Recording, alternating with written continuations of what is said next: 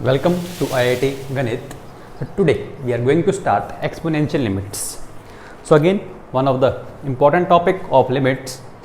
Limit अपने आप में एक काफ़ी इंपॉर्टेंट टॉपिक है, तो स्टार्ट करते हैं एक्सपोनेंशियल लिमिट से। सबसे पहले बात करूँगा e की पावर x की एक्सपेंशन क्या होती है। Exponential functions that is e की पावर x की एक्सपेंशन क्या होती है वो देखते हैं। तो वो फंक्शन की जो एक्सपेंशन है वो आपको याद रखनी है, क्या होती है 1 plus X plus X square by 2 factorial plus X cube by 3 factorial and so on up to infinite. तो this is the expansion of e की पावर x। सो यहाँ से जो लिमिट हम देखेंगे वो क्या करेंगे, e की पावर x माइनस 1 अपॉन में x की लिमिट चेक करते हैं।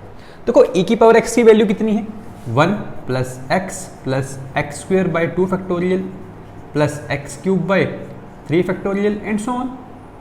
इसमें से क्या माइनस किया 1 माइनस किया, डिवाइड किससे कर रहे हैं x से डिवाइड कर रहे हैं। लिमिट कहाँ जा रही है x टेंडिंग टू 0 पे जा रही है। ठीक है, ये 1 से 1 क्या हो जाएगा कैंसिल हो जाएगा। अब सबके अंदर यहाँ से क्या एक x कॉमन आ जाएगा, क्योंकि आगे तो पावर बढ़ ही रही है तो एक x तो कॉमन आ ही जाएगा। जैसे एक x कॉमन आएगा तो क्या बचेगा 1 plus x by 2 factorial plus X square by 3 factorial and so on. नीचे क्या है एक x है, तो जो दिक्कत कर रहा था 0 पे वो यही था, वो क्या हो गया कैंसिल आउट हो गया। अब लिमिट है x टेंडिंग टू 0 पे, तो x को क्या पुट कर दोगे 0 पुट कर दोगे, ये बाकी सारी टर्म्स कहाँ जाएंगी 0 पे। We are left with only 1। This is the limit of e की power x minus 1 upon x, that is x tending to 0 पे क्या होगा 1 जाएगा। तो ये स्टैंडर्ड लिमिट्स जो को याद रखनी है। ओके, सिमिलरली अगर यहाँ पे e की पावर x की जगह a की पावर x होता तब क्या आंसर आता। देखो मैं a की पावर x को क्या e की पावर x ln a लिख सकता हूँ।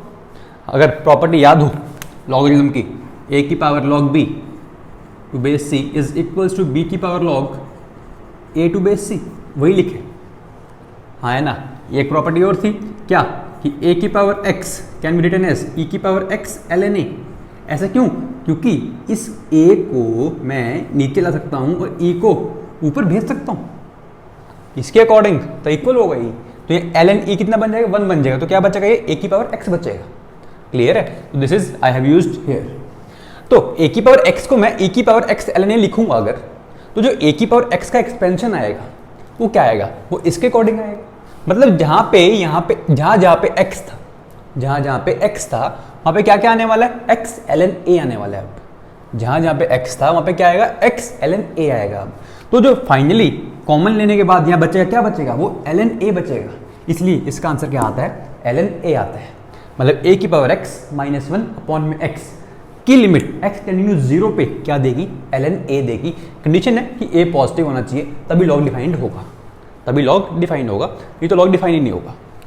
क्लियर है, तो this too you have to remember. e की power x minus 1 by x tending to 0 पे 1 देगा, a की पावर x माइनस 1 अपॉन में x ln a देगा। Okay, so this is its proof using the expansion. Let us do some questions on it. So first question तो देख के simple लग रहा होगा, आई होप आपने ये लिख लिया होगा। एक्सपेंशन जरूर याद रखना।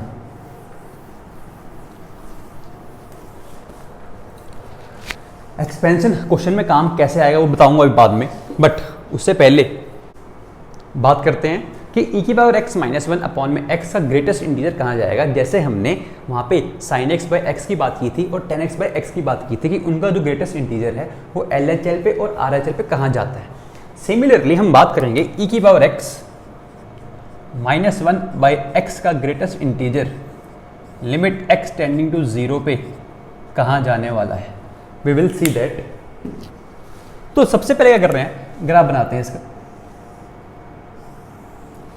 मैं ग्राफ बनाने की कोशिश कर रहा हूँ किसकी, e की पावर x माइनस 1 की। पहले तो e की पावर x माइनस 1 का मतलब क्या है कि e की पावर x का जो ग्राफ था उसको 1 से नीचे डिस्प्लेस कर दिया। सब वैल्यू जितनी वैल्यूज आनी थी उससे 1 कम आएगी। मतलब पहले अगर ग्राफ यहाँ बनना था, अब वो ग्राफ 1 से शिफ्ट हो गया होगा, तो वो ग्राफ कहीं यहाँ पे आ गया होगा। सोचो हाँ या ना, और ये कितने डिस्प्लेस हुआ 1 से, तो ये माइनस 1। जो पॉइंट यहाँ पे आता था अपना 0,1, अब वो 0,0 पे आ जाएगा। क्लियर है। ऐसे ही अगर मैं y इक्वल्स टू एक्स का ग्राफ बना, y इक्वल्स टू एक्स का, वो पता क्या आएगा, that will be a straight line and that will be tangent to it at this point. that will be tangent to it at this point. This will be the graph of y equals to x and this is the graph of y equals to e की power x minus 1. Clear है? अब सुनना ध्यान से, मैं क्या कह रहा हूँ आपसे. मैं कह रहा हूँ सबसे पहले LHL की बात कर रहा हूँ कि लेफ्ट हैंड लिमिट क्या होगी इसकी. तो जब x कहाँ से आएगा, x 0 नेगेटिव से आएगा, मतलब x की वैल्यू 0 से जस्ट छोटी होगी तभी LHL की बात करेंगे. ठीक है, जब x की वैल्यू 0 से छोटी होगी. अब एक बात बताओ, इसमें से कौन सा ग्राफ ऊपर है? क्या e की पावर x -1 वाला ग्राफ इस वाले ग्राफ से ऊपर है? तो क्या ये इससे बड़ा होगा, x से बड़ा होगा? भाई e की पावर x -1 कहाँ है? ये रहा. वो कहाँ है? ये रहा. तो कौन बड़ा है? e की पावर x -1 बड़ा है. तो ठीक है, मैं क्या कर रहा हूँ, दोनों तरफ डिवाइड कर रहा हूँ. किससे? x से. अब एक बात बताओ, x क्या है? नेगेटिव है. जब x से डिवाइड करोगे, नेगेटिव से डिवाइड करोगे तो इनइक्वालिटी का साइन चेंज. तो क्या बन जाएगा ये? e की पावर x -1 अपॉन में x ग्रेटर देन की जगह लेस देन इक्वल टू नहीं आएगा, लेस देन 1 आ जाएगा. मतलब जो ये है अपनी लिमिट जब होगी यहाँ पे x टेंडिंग टू 0 नेगेटिव पे, तो ये कहाँ से आ रहा होगा? 1 से जस्ट छोटा होगा. अगर 1 से जस्ट छोटा होगा तो जो इसका ग्रेटेस्ट इंटीजर होगा e की पावर x -1 अपॉन x का, और limit x tending to 0 negative पे कितना होगा? 0 होगा. सोचो, क्योंकि e की पावर x -1 अपॉन में x का ग्रेटेस्ट इंटीजर 0 क्यों होगा? क्योंकि 1 से जस्ट छोटी वैल्यू है, इसलिए. चलो अब बात करते हैं किसकी? जब RHL की. तो RHL के लिए x की वैल्यू 0 से बड़ी होगी. जब 0 से बड़ी होगी तो कौन सा ग्राफ बड़ा है? फिर से e की पावर x -1 बड़ा है किससे? x से. फिर से डिवाइड कर रहा हूँ x के साथ, डिवाइड बाय x. अब x क्या है? पॉजिटिव है. अब इनइक्वालिटी में साइन चेंज नहीं होगा. e की पावर x -1 अपॉन में x ग्रेटर देन 1 आएगा. जब इस पे लिमिट लगा रहे हो आप x टेंडिंग 0 पे, तो 0 पॉजिटिव पे लगा रहे हो क्योंकि RHL है. तो ये कहाँ जा रहा है? 1 से जस्ट बड़ा. मतलब जो इसका ग्रेटेस्ट इंटीजर होगा limit x tending to 0 positive पे कितना आएगा? 1 आएगा. इधर कितना आएगा? 0 आएगा. जैसे साइन x बाई x में क्या था? सेम आती थी लिमिट, 0 आती थी ग्रेटेस्ट इंटीजर की. यहाँ पे उल्टा है. यहाँ पे क्या है? LHL अलग है, RHL अलग है. तो ये याद रखना, LHL की वैल्यू 0 देगा, RHL की वैल्यू 1 देगा. काफ़ी इंपॉर्टेंट टॉपिक है, इंपॉर्टेंट पॉइंट है, नोट कर लेना. ठीक है, कुछ क्वेश्चंस करते हैं. कह रहे e की पावर 3x -1 अपॉन में x. देखो वहाँ पे क्या था? e की पावर x -1 अपॉन में x था. मतलब जो ऊपर e की पावर थी वही नीचे डिनोमिनेटर के अंदर होना चाहिए. अब यहाँ पे e की पावर में कौन है? 3x है. e की पावर में 3x है, तो नीचे भी हमें 3x चाहिए होगा, तभी लिमिट x टेंडिंग टू 0 पे ये कहाँ जाएगी? 1 जाएगी. मतलब पहले सबसे पहले क्या करेंगे? इसको 3 देंगे. जो ये चीज़ है यही यहाँ पे बनाएंगे. तो 3 दिया तो 3 से डिवाइड भी करना पड़ेगा. तो जो ये लिमिट है ये तो क्या बन गई अपनी वो वाली फॉर्म, e की पावर x -1 अपॉन में x. बट हाँ बस x की जगह क्या है? 3x दोनों में. ठीक है, तो ये तो कहाँ जाएगी? 1 जाएगी. क्या बच गया? 3. This is is answer. Clear है? नेक्स्ट क्वेश्चन देखो. कह रहा है a की पावर x माइनस b की पावर x. अब देख के लग नहीं रहा होगा कि सर ये कैसे यूज कर रहे हैं इसके अंदर. देखो ध्यान से, क्या मैं ऊपर a की पावर x को हमें क्या चाहिए होता है? a की पावर x -1. तो इसको -1 अगर देना है, अगर इसको -1 देना है तो एक +1 भी आएगा. उस +1 में से जब मैं माइनस कॉमन ले लूँगा तो क्या वो -1 बचेगा? सोचो क्या सही लिखे? तो माइनस +1 ये -1, तो मैंने क्या किया? +-1 कर दिया. ठीक है, डिवाइड बाय में x है, तो क्या मैं उस x को दोनों के नीचे अलग अलग लिख सकता हूँ? बिल्कुल. अब देखो ध्यान से, लिमिट x टेंडिंग टू 0 पे ये कहाँ जाएगा? क्या ये ln a जाएगा? वही थोड़ी देर पहले लिमिट देखी थी. ये कहाँ जाएगा? ln b जाएगा. तो क्या बच गया?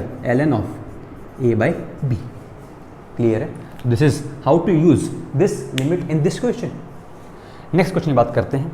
कह रहे e की पावर 10x माइनस e की power x divide by 10x minus x. Limit है x टेंडिंग टू 0 पे. अब फिर से देखो नीचे कौन है? 10x माइनस x, और x टेंडिंग 0 पे 0 जा रहा है, ये भी 0 जा रहा है. 0 बाई 0 फॉर्म लिखी हुई है, इनडिटरमिनेट फॉर्म है. ठीक है, अब मैं यहाँ से अगर e की पावर x कॉमन ले लूँ तो क्या e की पावर 10x में माइनस एक्स हो जाएगा? सोचो, हाँ है ना, क्लियर है। यहाँ पे क्या बचेगा? -1 बचेगा। नीचे 10x माइनस एक्स लिखा हुआ है, क्या काम बन गया क्या? बिल्कुल। क्यों? जो e की पावर में लिखा है वही डिनोमिनेटर में मिल रहे हैं हमें, और x टेंडिंग टू 0 पे ये भी 0 जा रहा है, ये भी 0 जा रहा है, इसलिए जो ये लिमिट होगी ये x टेंडिंग टू 0 पे कहाँ चली जाएगी? 1 पे जाएगी। और ये e की पावर 0, ये भी कहाँ जाएगा? 1 जाएगा। तो क्या बन गया अपने आंसर? 1 बन गया। Clear? This is how to use the limit in this question. Next question is e की power x square minus cos X upon में एक्स स्क्वेयर। तो कॉस एक्स को देख के एक्स स्क्वेयर खुश है। क्यों? कॉस एक्स की लिमिट याद है, एक्स टेंडिंग 0 पे 1 minus cos X upon x square की लिमिट एक्स टेंडिंग 0 पे कितनी होती है? 1/2 होती है। याद होगा, आई होप सो। चलो, तो e की पावर एक्स स्क्वेयर को क्या चाहिए होता है? -1। तो ये +1 भी होगा, वो माइनस कॉमन लेके फिर से क्या बन जाएगा? क्या ऐसा लिख सकता हूँ? माइनस कॉमन लिया, कॉस एक्स -1। अगर माइनस कॉमन ना लूँ तब सही हो जाएगा काम। क्यों? ये है, मैंने क्या किया? +-1 कर दिया ऊपर। तो को e की पावर एक्स स्क्वेयर -1 अपॉन में एक्स स्क्वेयर को तो मैंने अलग कर दिया, क्योंकि ये लिमिट डिफाइंड है। क्योंकि x टेंडिंग टू 0 पे ये 0 जा रहा है, तो ये भी 0 जा रहा है, तो ये लिमिट कहाँ जाएगी? 1 पे जाएगी। चलो नेक्स्ट चलते हैं। इसको मैं अगर घुमा के लिख लूँ, मतलब ये क्या बन जाएगा? पॉजिटिव बन जाएगा। तो क्या मैं इसको 1 माइनस कॉस एक्स अपॉन में एक्स स्क्वायर लिख सकता हूँ? हाँ है ना, बिल्कुल सही। और ये हमारी स्टैंडर्ड लिमिट, अगर मैंने कहा था याद करने के लिए, तो क्या आ जाएगी? 1/2।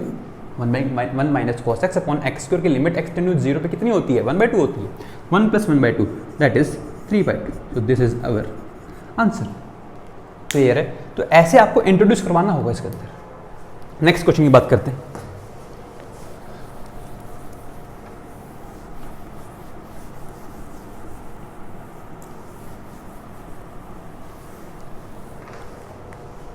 कह रहे e की power sin 2x minus e की पावर sin x अपॉन में x। ठीक है भाई, चलो e की power sin 2x minus e की power sin x divide by x, limit है x टेंडिंग टू 0। क्लियर है? दोनों में से कॉमन ले लो फिर से। किसको? e की पावर sin x को कॉमन ले लो। क्यों? क्योंकि हमें इसको स्टैंडर्ड फॉर्म में लेके आना पड़ेगा, तभी सॉल्व हो पाएगा। Divide by x। बट अब दिक्कत क्या आ गई कि जो यहाँ पे था वो यहाँ पे नहीं है, तो काम करो वो ले लेते हैं। क्या मैं sin 2x minus sine x से ऊपर नीचे मल्टीप्लाई डिवाइड कर लेता हूँ? तो क्या ये लिमिट डिफाइन हो गई? चेक करो, x टेंडिंग 0 पे ये 0 जा रहा है, ये 0 जा रहा है, तो सेम है, तो ये e की power x minus 1 by x वाली फॉर्म ले लेगा। तो ये तो कहाँ चला जाएगा? 1 चला जाएगा। इसको नहीं छेड़ूंगा अभी, इसको मैं एज इट इज रखूँगा। बट हाँ, sin 2x minus sine X में मैं फॉर्मूला लगा सकता हूँ sin c minus sine D का। तो sin c minus sine D का फॉर्मूला अगर याद हो, 2 cos c plus D by 2 into sine c minus D by 2। हाँ है ना, sin c plus sine D क्या होता है? 2 sin c plus D by 2 cos c minus D by 2। sin c minus sine D क्या होता है? 2 cos c plus D by 2 sin c minus D by 2। ठीक है, अब यहाँ पे क्या लिखा हुआ है? e की पावर sin x और डिवाइड में है x, और यहाँ पे है साथ में अपना ये वाला पोर्शन, ये रेड वाला, और लिमिट है x टेंडिंग टू 0 पे। देखो ध्यान से, अगर आपको समझ आ रही हो तो वो x टेंडिंग 0 पे ये क्या जाएगा? e की पावर 0 दैट इज 1, cos 0 1, ये 2। बट sin x और x जैसे दिखा खुश। क्यों? ये कह रहा है मेरे को तो x/2 नीचे मिल जाए, मैं तो खुश। क्यों? हमें एक स्टैंडर्ड लिमिट याद है, sin x by x. Sine x by x limit याद है, 0 पे बन जाती है, तो ये लिमिट डिफाइन हो चुकी है। अब जैसे x को 0 पुट करवाऊंगा, ये बन जाएगा, ये बन जाएगा, ये बन जाएगा, ये बन जाएगा, ये 2 से 2 कैंसिल हो जाएगा, क्या 1 बचेगा? So 1 is the answer. This is how to solve this limit, कि जो चीज़ नहीं थी वो हमने दे दी, उसके अकॉर्डिंग उसको सॉल्व कर लिया। क्लियर है? Let us do another, that is last question. चलो नेक्स्ट क्वेश्चन चलते हैं। आई होप आपने ये लिख लिया होगा। Pause the video and note it down.